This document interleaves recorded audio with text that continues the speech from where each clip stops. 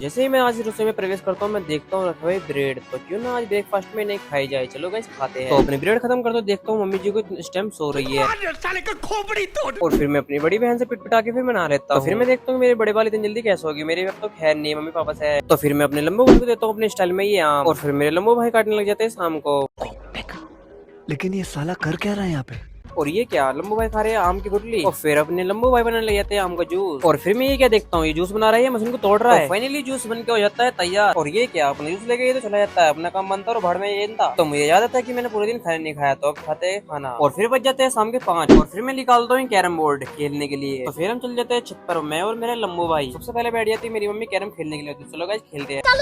और ये क्या, मेरे लिए तो दोनों गोटी लगी पड़ी है। कैसे दांत दिखा रहा और है। गाइस मेरी तो पहली गोटी चली जाती है, और देखता हूँ सेकंड गोटी जाएगी नहीं जाएगी।